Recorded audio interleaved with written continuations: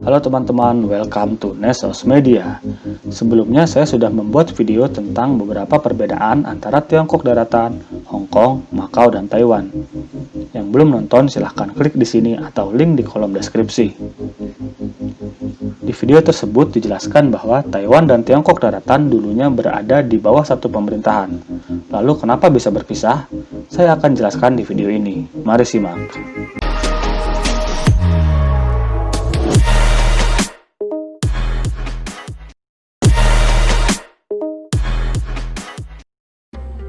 Sebetulnya, status dan kondisi politik Taiwan ini bisa dibilang agak rumit. Taiwan tidak bisa disebut benar-benar berpisah dengan Tiongkok. Karena dari sudut pandang Taiwan sendiri, merekalah pewaris pemerintahan Tiongkok di masa lalu. Dari namanya saja, mereka masih menyematkan kata Tiongkok pada nama resmi mereka, Republik Tiongkok. Agak sedikit berbeda dengan saudaranya, Republik Rakyat Tiongkok. Untuk lebih jelasnya, kita perlu mundur ke akhir abad 19 saat dinasti Qing, dinasti Kekaisaran Tiongkok, berkuasa di Tiongkok. Kekuasaan dinasti Qing saat itu meliputi wilayah yang saat ini dikenal sebagai Tiongkok Daratan, Taiwan, dan Mongolia. Korea juga saat itu adalah negara pembayar upeti dinasti Qing. Pada tahun 1894 meletuslah Perang Tiongkok-Jepang antara dinasti Qing dan Kekaisaran Jepang, di mana pertempuran kebanyakan berlangsung di Taiwan atau Formosa dan Korea. Setahun kemudian, perang berakhir dengan kemenangan Jepang dan menghasilkan kesepakatan Taiwan diserahkan kepada Jepang dan kemerdekaan Korea atas Tiongkok. Baru pada 1910, Jepang menduduki Korea. Pada tahun 1912, Kekaisaran Tiongkok digantikan oleh pemerintahan republik dengan nama Republik Tiongkok. Sun Yat-sen didaulat menjadi presiden sementara saat itu, yang beribu kota di Nanjing. Sementara itu, Yuan Shikai menganggap dialah yang seharusnya menjadi pemimpin dan pemerintahan berpusat di Beijing, karena ia punya pasukan terbesar di negara itu, yaitu tentara Peiyang. Sun Yat-sen lalu menyerahkan jabatan kepada Yuan Shikai untuk menghindari konflik. Sayangnya, Yuan Shikai justru malah menyalahgunakan kekuasaan dan menyebabkan Sun Yat-sen harus lari ke Jepang. Yuan Shikai juga membubarkan Partai Nasionalis dan mengembalikan sistem monarki dengan mendeklarasikan dirinya sebagai Kaisar Tiongkok pada tahun 1915. Setahun kemudian, Yuan Shikai meninggal. Kematian Yuan Shikai mengawali era yang disebut dengan era Panglima Perang dalam sejarah Tiongkok. Tiongkok terpisah menjadi beberapa fraksi. Melihat kondisi ini, Sun Yat-sen memutuskan untuk kembali dan membangun kembali republik serta membangkitkan Partai Nasionalis yang sebelumnya dibubarkan dengan nama Kuomintang. Karena wilayah bagian utara negara ini sudah didominasi oleh panglima-panglima perang dan tentara Peiyang, pusat pemerintahan didirikan di selatan Tiongkok. Sun Yat-sen ingin mempersatukan negara ini di bawah satu pemerintahan. Sayangnya, ia tidak punya kekuatan militer yang cukup untuk sepenuhnya mengambil alih kekuasaan. Satu-satunya negara barat yang mau membantu adalah Uni Soviet, dengan syarat Kuomintang harus bergabung dan bekerjasama dengan Partai Komunis Tiongkok atau PKT. Setelah kampanye militer yang dikenal sebagai Ekspedisi Utara, akhirnya era Panglima Perang berakhir. Sayangnya, hubungan antara Kuomintang dan PKT mulai retak setelah kematian Sun Yat-sen tahun 1925. Kuomintang terpecah menjadi dua fraksi. Fraksi sayap kiri memindahkan ibu kota ke Wuhan, sedangkan Chiang Kai-shek, pemimpin Kuomintang yang asli, beribu kota di Nanjing. Pada titik ini, Chiang Kai-shek mulai berkonflik dengan komunis. Mereka memburu anggota Partai Komunis sampai akhirnya terjadi pembantaian terhadap PKT oleh tentara nasionalis pada April 1927. Peristiwa ini dikenal sebagai pembantaian Shanghai. Ribuan komunis dieksekusi saat itu. Fraksi sayap kiri yang juga mengeksekusi komunis akhirnya runtuh. Ini menjadikan fraksi Chiang Kai-shek sebagai pemegang pemerintahan Tiongkok yang sah.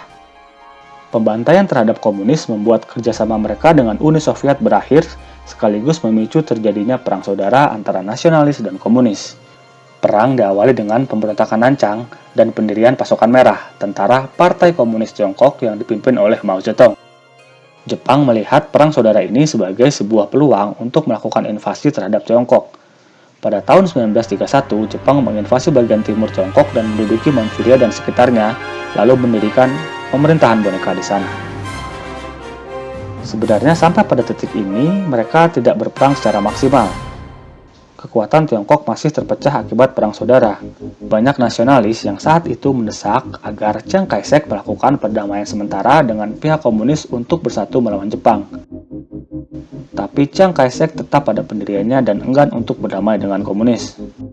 Sampai pada akhirnya salah satu komandan bawahan Chiang Kai-shek, Chang Shui-liang, melakukan penculikan terhadap Chiang Kai-shek dan memaksa Chiang agar berdamai dengan komunis. Perang Tiongkok-Jepang II meningkat saat Jepang menekan ibu kota Tiongkok, Nanjing, dan membantai ribuan nyawa, baik militer maupun sipil. Pada tahun 1939 meletuslah Perang Dunia Kedua, dan pada tahun 1945 Jepang akhirnya menyerah setelah AS menjatuhkan bom atom di Hiroshima dan Nagasaki. Jepang menandatangani deklarasi Potsdam yang sebelumnya sudah diajukan oleh pihak sekutu. Salah satu kesepakatan dari perjanjian tersebut adalah Jepang harus mengembalikan wilayah jajahan mereka.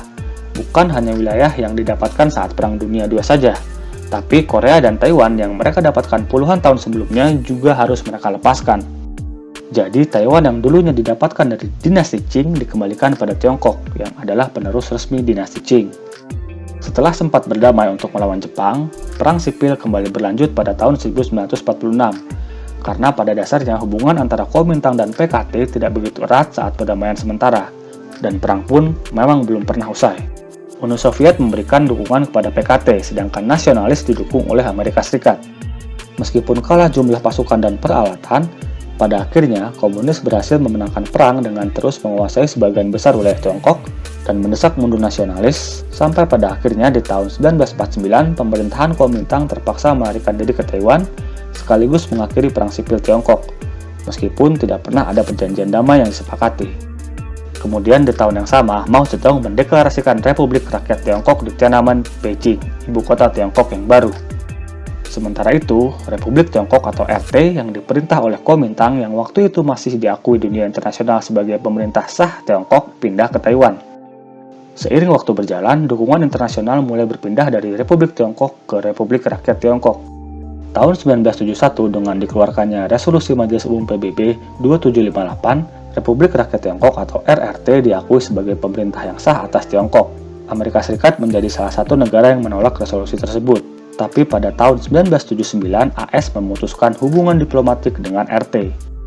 Pada tahun ini juga, RRT mencoba menjalin komunikasi dengan RT atau Taiwan dengan mengajukan proposal 3 hubungan langsung pos, transportasi, dan perdagangan.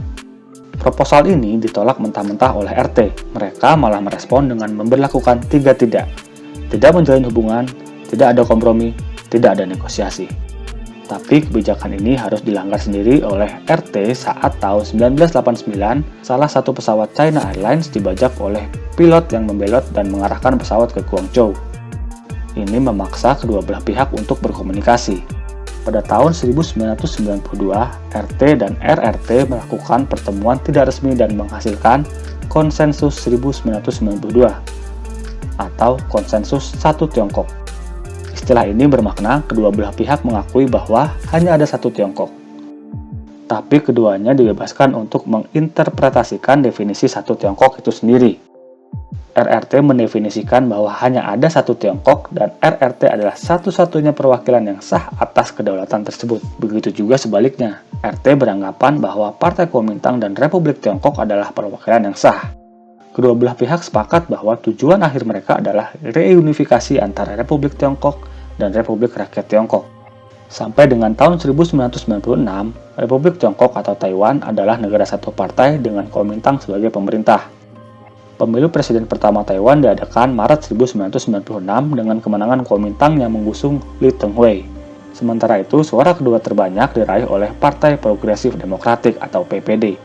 Baru pada pemilu berikutnya, tahun 2000, PPD berhasil memenangkan pemilu dan mendominasi hingga hari ini. PPD tidak setuju dengan Konsensus 1992 dan istilah Satu Tiongkok.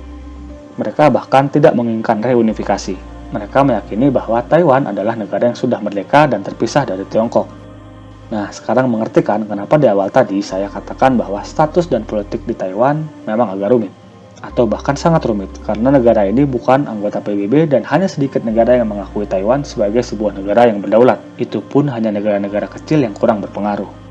Meski begitu, banyak negara yang mendirikan kedutaan besar de facto di Taiwan. Begitu juga sebaliknya. Jadi, secara resmi, Taiwan memang bukan satu negara. Tapi pada prakteknya, Taiwan berjalan sebagai sebuah negara. Mereka punya presiden, pemerintahan, paspor, bahkan militer sendiri. Mereka bahkan ikut serta dalam berbagai event olahraga dan membawa bendera sendiri. Lantas, kenapa Taiwan tidak meresmikan kemerdekaan saja dan mengganti nama saja menjadi Republik Taiwan misalnya? Ini disebabkan oleh minimnya dukungan terhadap kemerdekaan Taiwan karena RRT adalah salah satu anggota tetap Dewan Keamanan PBB. RRT tidak akan melepas Taiwan begitu saja. Pihak RRT mengklaim bahwa mereka akan mempertahankan Taiwan dan menggunakan kekuatan militer mereka bila diperlukan. Nah, itulah alasan kenapa Taiwan dan RRT berpisah dan rumitnya status politik Taiwan. Terima kasih sudah menonton video ini. Silahkan like jika menurut kalian konten ini menarik, dan dislike jika kalian tidak suka. Dan jangan lupa juga subscribe. Terima kasih.